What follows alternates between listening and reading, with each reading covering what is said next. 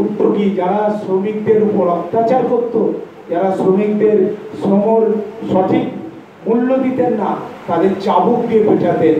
আজও পড়া করে তার একটা রাস্তার নাম আছে বিমল প্রতিভা দেবীর নাম, এবং একটি তার একটি মূর্তিও ওখানে রয়েছে। কিন্তু শেষ জীবনটি তিনি খুব কষ্ট করে কষ্টের সঙ্গে জীবন অতিবাহিত করেছেন, তার দেখার কিছু কেউ ছিল না। এরকম বহু বিপ্লবী আছে যাদের কথা বলতে গেলে আমরা কি বলবো, শ্রদ্ধায় মাথা নত হয়। আমাদের কাছড়াপাড়া মাঝিপাড়ায় তারকনাথ দাস, তিনি লেনিনের ভুল ধরেছিলেন, স্ট্যালিনের ভুল ধরেছিলেন। তাকে তখন বললেন প্রমথ মিত্র, যে যিনি বিপ্লবীদের সংগঠনের প্রতিষ্ঠাতা, তিনি বললেন যে একে আমাকে দলে নিতেই হবে। সেই তারকনাথ দাস এত বড় বিপ্লবী ছিলেন যে আমেরিকায় তার নামে এখনো সৌধ আছে এবং তার নামে রাস্তা রয়েছে। এরকম কত বিপ্লবী আমাদের বিপিন বিহারী গাঙ্গুলির আহ্বানে নৈহাটি হালিশহরে কাজী নজরুল ইসলাম যেতেন।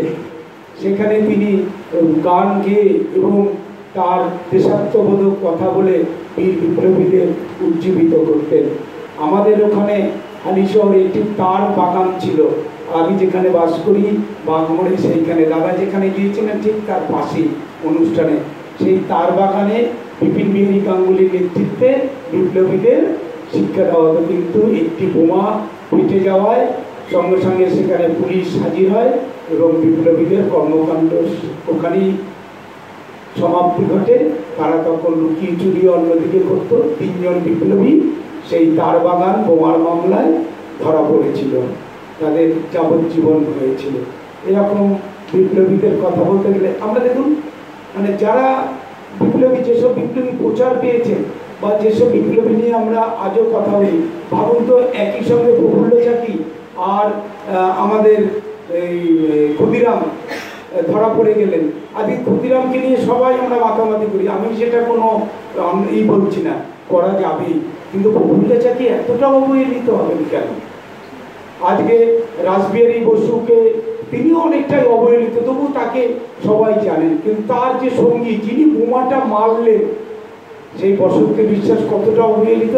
কলকাতায় তার নামে পার্ক আছে, কলকাতায় তার নামে একটা রাস্তা আছে, অথচ সেদিন মারা গেলেন। আপনারা অন্যভাবে নেবেন না, কারোর গুণের কোনো রকম আমি একটুকু অশ্রদ্ধা করছি না। প্রতুলবাবু মারা গেলেন, তার নামে সঙ্গে সঙ্গে একটা রাস্তা হয়ে গেল।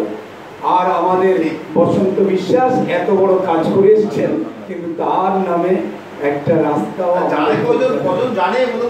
জানে, হ্যাঁ, অশিক্ষিত লোক সব, কিন্তু তারা নাম পেয়ে যাচ্ছেন।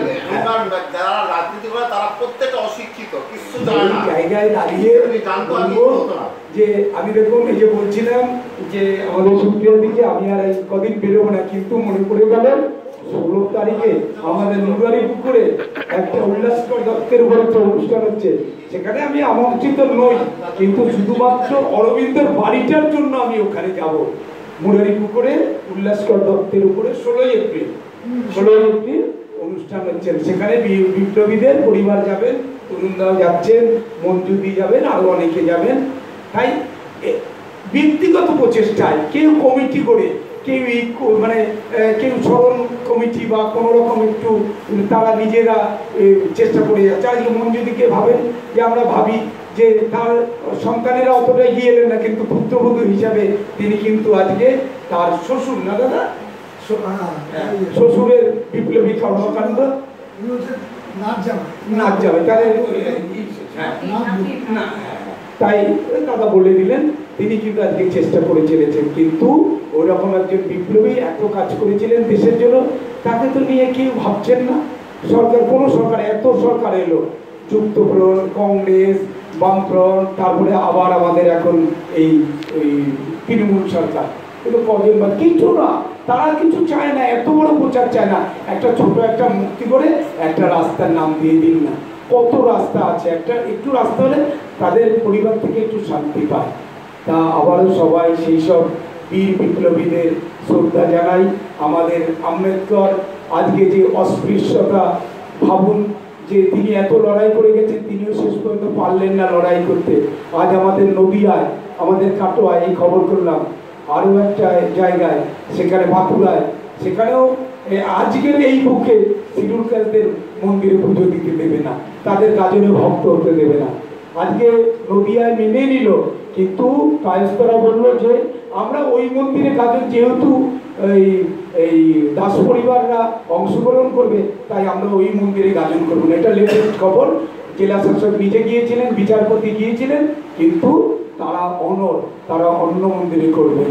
তবু একটু আশ্বস্ত যে পুরোহিত বলেছেন আমি এই মন্দিরেই পুজো করি, তাই এই মন্দিরেই আর পুজো করবো। তাই আম্বেদকরের লড়াই আজও শেষ হয়নি, এই লড়াই আগামী দিনে আরও চলবে। আমরা ভাবতাম যে শুধুমাত্র হিন্দি বলেই বোধহয় এই এসসি এসটিদের নিয়ে এত বিবাদ বা তাদের মেনে দেওয়া হবে, তারা ঘোড়ায় চলে যদি বিয়ে করতে যায় একটু সেজে তাকে ওখানে নামিয়ে পেটানো হয়। আজও ভেবেছিলাম বাংলায় বোধহয় এইসব নেই, কিন্তু দেখা গেলো বাংলার আনাচে কানাচে এখনো কিন্তু সেই অস্পৃশ্য বা মানে জাত বিদ্বেষ রয়েছে। তাই বিধানদাকে আরও একবার ধন্যবাদ জানাই, তরুণদাকে আর সামনে উপস্থিত সবাইকে ধন্যবাদ জানিয়ে